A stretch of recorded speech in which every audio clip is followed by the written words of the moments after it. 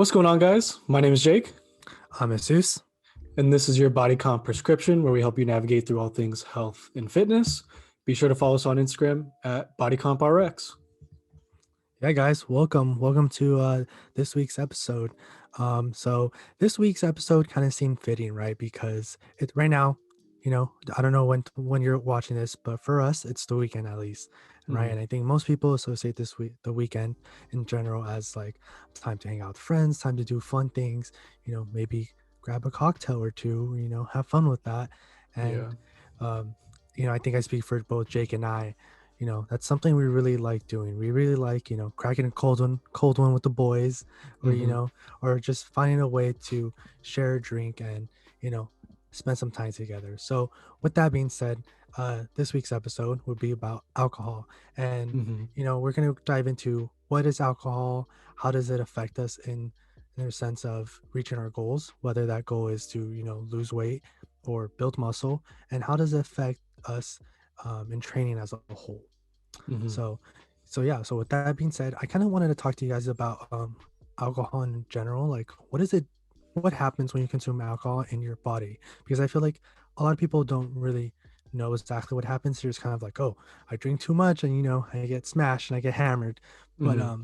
to kind of paint you guys a picture, when you consume alcohol, it obviously goes through your stomach. It goes through your stomach, and it's also absorbed into your bloodstream, right? Kind of like those two paths. From your Hmm. stomach, it's absorbed into your small intestines. And then if there's an excess amount, it goes straight into your bloodstream. And then from your bloodstream, it kind of gets pushed everywhere throughout your body. And that's how, you could have, um, you lose motor control basically when you're like, tipsy and you no longer have, you know, access to your like actual brain and it's your function of your body. Um, but if you didn't know, when you don't have food in your body before consuming alcohol, the reason why people say like, "Oh, make sure you have a good meal" or "Make sure you're eating something before alcohol," it's because um, in your intestines when you're digesting it, alcohol it gets digested much faster than anything else, right? So as soon Hmm. as you start drinking alcohol, your body's immediately gonna want to break that down because it's a foreign substance, and alcohol isn't really meant to be in our system. So your body immediately wants to break that down and find a way to get rid of it, right? Yeah. Yeah. When you consume alcohol, right? Your body treats alcohol very much like it would a poison almost. Like it really wants to handle that first before anything else. Yeah. So when you consume alcohol, your liver deals with it and it doesn't worry about it kind of puts your metabolism of carbs, fats, proteins, that kind of goes like on the back burner so it can deal with removing the alcohol from your system because your body doesn't really want it there. So, Yeah. it your body doesn't want it, it just tries to get rid of it. And like Jesus said, that's why, like, if you have food, it can make it seem like it doesn't hit you as hard or at least as quickly, because your body is like multitasking and trying to deal with both. But ultimately the liver like wants to deal with alcohol above all else to help try and remove it from your system. But you have something to add on top of that? No, I think that's very interesting. Good that you said that because I always thought it was interesting how alcohol is one of those things that everyone, for the most part, most people partake in, right? Hmm. But in a way, it's also listed as a drug. So in a way, it's a drug that we all kind of do collectively as a whole. I know there's a few who choose not to drink, and I'm not saying that's not good or bad. I'm just saying it's interesting how it's something our society does as a whole, knowing that it's bad for our body and our body naturally wants to reject it, right? Because essentially Yeah. when you're consuming alcohol, your body is finding ways to get rid of that. That's whether you're urinating it out, you're sweating. A lot of people, when what they don't know is that they're like, oh, your breath smells like alcohol. That's also a form of your body trying to release alcohol. Because you get, if you guys remember in the episode where we're talking about hydration, I was saying Mhm. how we lose hydration by us breathing and exhaling out. We're actually exhaling our water molecules out. Well, when you're drinking alcohol, you're also doing the same thing, but this time it's the alcohol trying to get rid of your system. Mhm. And I thought that was also fascinating. It's like it's crazy how it's something we do, we've been doing for many years, but yet our body doesn't really like it, but we like it. At least I Yeah. like it, Yeah. right? Yeah. So yeah, so now with that said, I think it's a great point to jump into. How does alcohol, something that we all love doing, and most of us love doing, how does it affect our goals, and in particular, how does it affect our weight loss? Okay. Yeah. I mean, as far as fat loss goes, I think there's like this there's this idea that goes around that you like can't drink when you're on a calorie deficit, right? Mhm. Calorie deficit for the purpose of, losing weight over time, right? People are like, oh, alcohol makes you fat. And like, there's all these like accusations that are not completely like scientifically backed up, but because of, in my opinion, the things that come alongside drinking, um, don't benefit you for fat loss, if that makes sense, right? Because um, as we mentioned earlier, the your body wants to deal with alcohol first and not necessarily your other macronutrients, right? Your proteins, fats, carbs. It doesn't want to deal with that primarily, right? But if you didn't know this, 1 gram of alcohol has 7 calories per. So we've talked about the other macronutrients before. Um, 4 calories per gram of protein and carbs, and then 9 calories per gram of fat. And now we have alcohol, which is 7 calories per gram. So just a fun fact to keep in mind. But as it relates to fat loss, when you drink, usually you're eating alongside it also. Usually there's snacks or a meal if you like go out to a meal and have like a couple of drinks or something like that. There's usually food that comes with it. So it makes it really hard to achieve fat loss with drinking if you can't control that kind of stuff. In my personal opinion, I think that drinking and losing weight is very, very possible, right? As long as you stay under your calorie deficit, you're technically still good. You may not be giving your body all the nutrients that it wants, but calories in versus calories out, if you're burning more than you consume, then you're still putting yourself in a position to lose weight and lose fat um, with that. So Yeah, dude. I think something people have to take into mind is we're in a weight loss journey. We always preach, counting your macros, being in a calorie deficit. Um, and I always tell, at least personally, at least maybe if I do this myself, but I'm always like, you could technically eat and drink whatever it is you want to drink and eat, right? But you have to take into account what you're eating and drinking. In this case, if you know you're gonna go out tonight and sorry, have a margarita or something, you know that alcohol has a few calories, right? You got to take into mind the about like 200, 300-ish calories you're about to consume from just the alcohol alone. But also, what people neglect to um, realize is that a lot of our drinks, if you're getting, like, for example, I just had a margarita, it has syrups, it has juices, other things that add into the calories you're already consuming, because hard yeah, liquor alone, it's about 200, maybe 300, depending on which liquor you're consuming, per ounce. And an ounce is roughly like about a shot. Some of us have a heavy hand, so you know a shot, it depends how much you're pouring into your shot. mm-hmm. But yeah, that one shot could have about 200, 300 calories alone. And just how Jake said, you could still have a weight loss goal and still reach your weight loss goal while consuming alcohol. But with that, all that in mind, is that you have to understand that, the moment it's no longer just the hard liquor, and it's also the sodas you add on top, the syrups, the juices, that's Mm-hmm. more calories, more carbs, that you have to take into account. Yeah, it that that sounds really familiar from when we were talking about was it energy drinks when you were talking about coffee and how coffee inherently isn't like bad for you, but it's when you start adding again like the syrups, the sugars, your milk, your cream, all that kind of stuff. They just like add on top of each other. Yeah. Um, but yeah, that's a good point for sure. Yeah, and like it, but it's also like basically to kind of like summarize what I was saying, it's like you could still have alcohol, but if you know you're having a sugary drink, you have to keep that into mind on how it affects your goals or how it affects maybe your nutrition for that day. Because you could Yeah. always prepare for your night out. Yeah, I have a tip for everyone out there.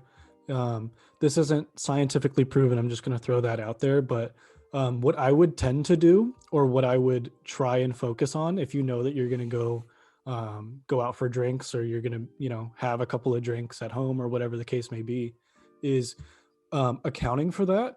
Obviously, you may not know how many you're going to have later on in the day, but trying to account for that as best as you can, and taking those calories away from your fat alone, or from your fat and carbs combined, so that way you can still account for the deficit.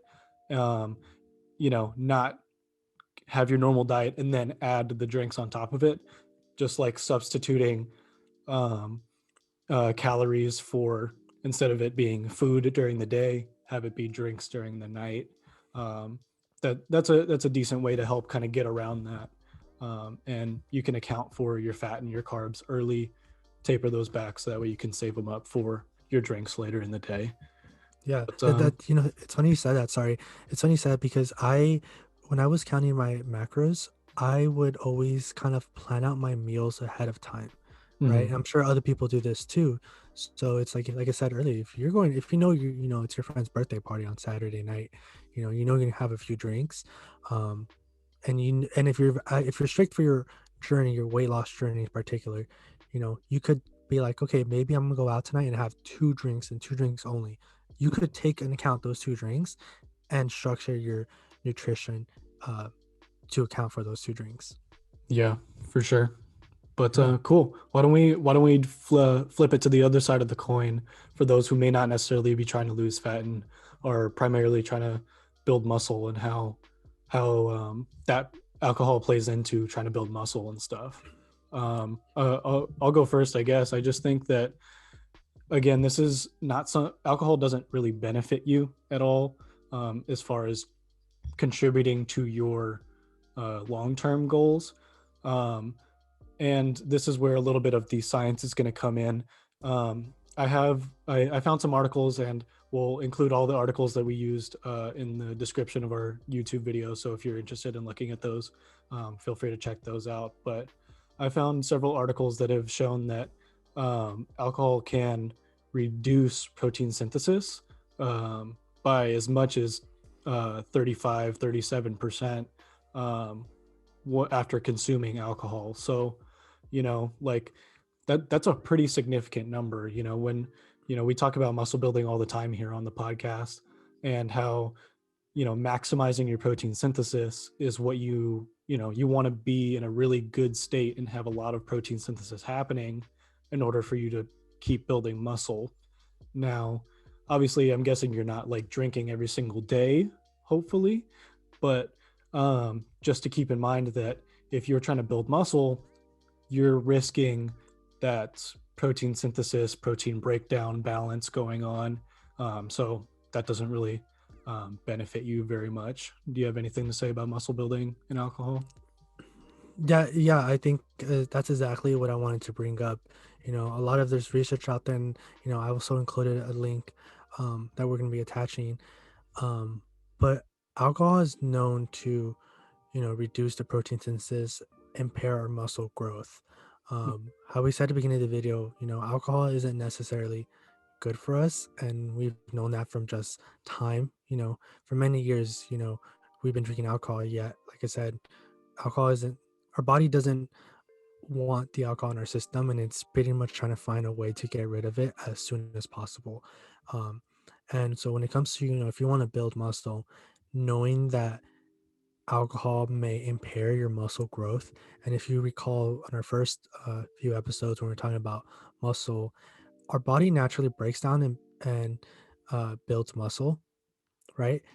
But if we're already impairing that ability to make muscle and produce more muscle, um, that kind of sets us back, right? That's kind of like if your goal is to build muscle and you're, you know, taking account your protein intake and you're doing everything right. It's like taking 3 steps forward but 5 steps back Mhm. because of the alcohol.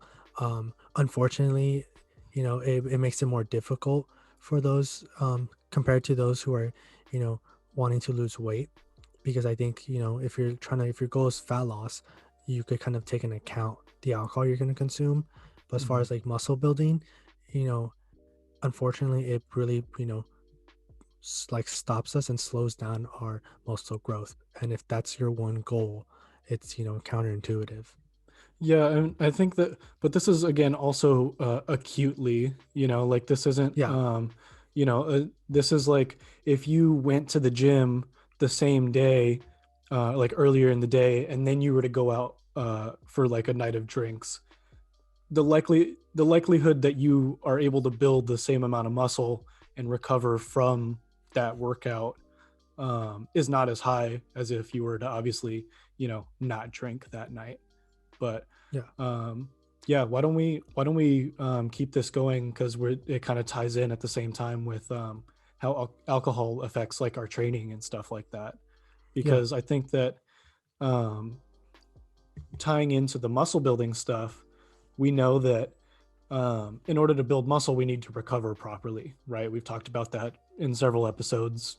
Um, on top of that, too, recovery episode, muscle building, all that kind of stuff, right? So Hmm. what alcohol does, if you've ever drank and been hungover, you know exactly what I'm talking about. But this is usually after a night of drinking, you feel dehydrated because you are dehydrated. We know from hydration that that's not optimal for muscle building either, right? Um, even though you feel rested after a night of drinking, your sleep is technically not the best sleep that you get because of the alcohol. It messes it. That's like neurology and stuff. I don't claim to know that. So, but it does mess with your sleep patterns. I know that for sure. And you know, dehydration, not quality rest. Um, it doesn't really add up to include alcohol as part of your, again, it doesn't really help your training at all by adding alcohol into the mix. So, if you can't recover properly, you can kind of guess to see that what alcohol is good or is not good as it relates to training. Yeah. And I think I wanted to touch in, you mentioned your energy for like the next day, right? Mm-hmm. When you're hungover, how Jake says, you are pretty much, um, you're lacking your water because, you're dehydrated. Um, your food, I don't know if you guys ever get to this point where you kind of judge your training based off how you feel, based off your food you've consumed.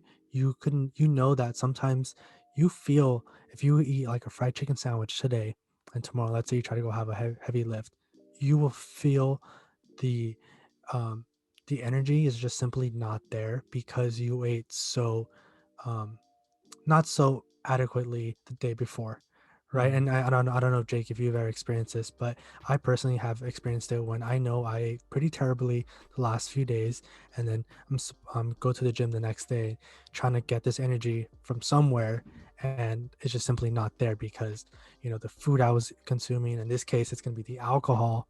Um, it all ties into to one bow, but it makes it difficult to put the energy find the energy and translate it into a quality training session. Yeah, exactly. Because I think what I personally do when I know that I'm going to be drinking is I don't ever train the day after. I feel like that's up to the individual, I guess. But I feel like my body is generally pretty broken down after drinks the previous night. and I feel like it's just pushing my luck a little bit. At the end of the day, one workout, missing one workout is not that big of a deal. It's I think it's better to fully invest in the recovery of your body after you know the damage that you did the day before, right? Usually the Yeah. damage that we do is from training, but in this case the damage that we do is from alcohol, and I think it should be treated the same way. Like if you know alcohol train, like it's just constant breakdown over and over and over again, and I don't think that's really that good of a thing to try and force. um so. Yeah. Um, with that said, I kind of wanted to go into the best options for alcohol, Hmm. right? Because you know, we now went over how it affects you if you're trying to go fat loss, muscle building, and training as a whole. I Hmm. think Jake, you did a good job. You mentioned this earlier. You could still lose weight and drink alcohol, Hmm. and you could still drink alcohol and build muscle because, how you said, alcohol affects you in an acute sense. You know, it's not long term. It's not going to be like you're not automatically not going to be able to build all this muscle you want. It's just it may take a bit longer, or some training sessions basically get washed because of you drank alcohol. Hmm. Um, but I think if you're looking into, you know, we all want to drink alcohol in it, but I think if you really want to drink alcohol, you got to avoid the sugar drinks. Um, things like beer have a lot of carbs, right? A lot of calories, something you want to take into account, especially because you know how Jake mentioned in the beginning, when you're drinking alcohol, your body doesn't use the fat and the carbs as a source of energy, right? It's using the alcohol for that immediate energy, and Hmm. if you're storing too much carbs and too much fat, it's gonna be counterintuitive for your goal. Yeah. As far as options go, I think that if you're going to drink, it's really easy to be conscious about the things that you can pick, right? I'm a big truly lemonade iced tea guy, right? Like those are 100 calories a piece. If I know I'm going to have two or three of those, I only have to count to two or 300 and account for those calories there, right? Mhm. But if I were to do like a whiskey lemonade like to get kind of like that similar tasting drink, you have the calories from the alcohol itself, and then you have the calories from the lemonade, from all that sugar and stuff like that. So um, always going for the lighter version of drinks. So like if you're into beer, going the lighter route is probably the best thing you can do, because it'll take away some of those calories, it'll take away some of the carbs a lot of times. um, Seltzers, obviously, I think everyone's kind of like a seltzer person now. It's a new um, thing. yeah, but if you are a liquor person, what I would recommend, I'm not going to go into dark versus light liquor. I don't really know the science behind that and how that differs. So I won't speak on that. But as far as options, I think that you should do like liquor, and you should be measuring it, to be completely honest, if you really care about your goals, right? Your deficit, or your surplus for your bulk or your cut, right? um, and then you use 0 calorie mixers on top of it, right? You can use like sparkling water, you can use soda water, and you can get like plain ones, and then use like the Mios, or like the energy, or sorry, not the energy, the like the water enhancers, you know what I'm saying? Yeah. Like doing stuff like that, diet sodas, you know, you want the least amount of calories possible um, to add, because we've already said it a few times. You can drink and still achieve your goals, but you just have to be mindful about your options and what you can do in order to, still be able to drink, but not overdo the the whole night and basically throw it away and call it a wash, and just say, I'm just going to take the L for today, and you know consume a whole bunch of extra calories because you know I'm already breaking my diet by drinking or something. I don't think it should be Mhm. treated that way. Yeah, and I think I have one last recommendation. Mhm. Vodka. You know, Okay. I don't know how many people mess with vodka, but vodka is known to have zero carbs and arguably one of the lowest amount of calories if you're talking about like hard liquor. Okay. Um, Vodka could be a lot of times, you know, there's like you have like peach vodka, it's like flavored already. Mm. So if you're trying to, use because I'm talking about in the sense where you want to take like maybe you want to take a shot or you just want to have hard liquor without adding extra mixers. Those might be your kind of like other best option because you won't necessarily have to add more things to them because it has some sort of flavoring already. I see what you're And saying. so like maybe if you want to mix that with like a club soda, right? Mhm. Club sodas already have low calories. Um and it becomes your own little mixed drink with some sort of flavoring in it already. Yeah, and like one thing I haven't like I don't think I've tried it. But a drink that I've been getting into lately is like the sparkling ice drinks. So it's like they're sparkling water, but they're flavored, and they're like 10 calories a bottle. Hmm. And using something like that as opposed to, using like you can get like a ginger ale version of a sparkling water. You can get like lemonade. You can get like all different kinds of stuff that's flavored sparkling water for very low calorie, and you can use that as mix, so you can keep um, the calorie count down for the night, because I Yeah, think that's pretty important. no, that was really good. I think that kind of like so kind of to like kind of wrap everything up as a whole, my personal experience and my personal take on this is that I genuinely promote having fun.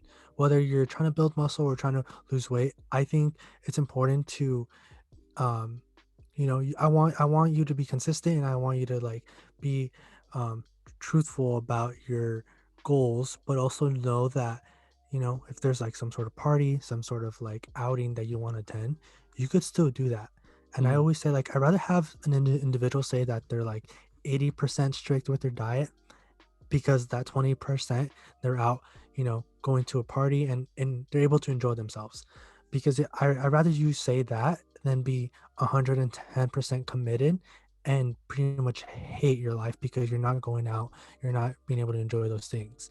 Um, and that kind of ties into being consistent because just because you have one bad weekend or let's just say you went out and you drank one too many drinks, right? You know what I'm talking about, we've all had those days. mm. It doesn't mean your whole entire weight loss journey or your muscle building journey is washed. It's doesn't it's not the end there. You don't gain weight, you don't lose weight from that one weekend. You gain weight or lose weight because you um did those weekends consistently. Maybe you did that for 4 weekends straight, right? So I think as long as you're, doing those things, having fun with it, and then afterwards, continuing into your regimen where you still go work out X amount of days, you still follow your nutrition plan for the rest of the week, I think you'll be solid. Yeah, I think we again talk about the ratio of consistency, right? Like, you don't have to be 100% perfect all the time, and I think this plays into that really well, because I think that what doesn't get talked about a lot as far as alcohol goes is how it can honestly benefit you mentally, I think. And now don't get it twisted, I'll explain myself here. I don't think alcohol is good for your brain, but I think what it does do is if you're consistently in a dieting phase, right? And this could be a cut or a bulk, your diet is your diet, right?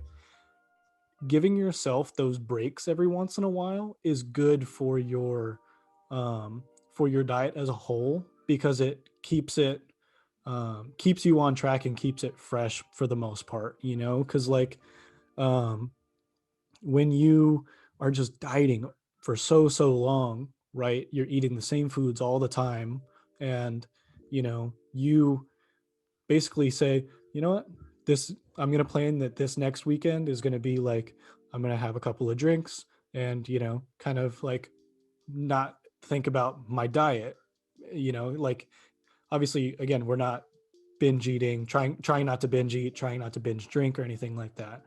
But I think the mental like refresher that it gives is kind of understated a little bit. You know, again, I don't think alcohol is super beneficial for you, but I think for someone who might be, you know, getting fatigued and tired of their diet and are like, you know what, it's just one of those weeks. I just kind of want to drink or something. It's okay to do that. I 100% believe that for Yeah. sure. Yeah, I think in college too, when Jake and I mentioned that we went to the same college together, um, we would we were kind of all like on the same page because you and I would count our macros. We would be working out during the week, but we knew when the weekend was coming, we knew we were gonna go out to It's with done our deal. Yeah. friends, Mm-hmm. and but we still like we had fun with it, and we still saw our gains coming through, right? So it's very doable and it's very possible, and it's something we recommend doing. Obviously, like how Jake said, we're not recommending to go binge eating or binge drinking, but it's good for you to, like I said, have fun with it.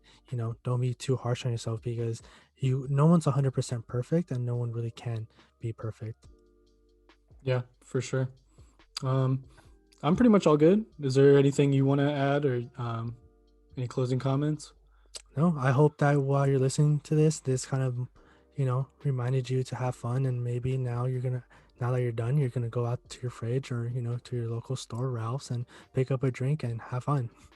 Yeah, and you know, just to re-emphasize, drinking is okay. We already highlighted that it may not be necessarily the best thing for you to do as part of your health and fitness and nutrition goals, but you know, there is still a time and a place for it. So just keep that in mind. But until next time, thank you guys for tuning in and listening as always. Um, you know, we appreciate you guys for checking back in with us and continuing to support. So, but until next time, guys, peace. Peace out.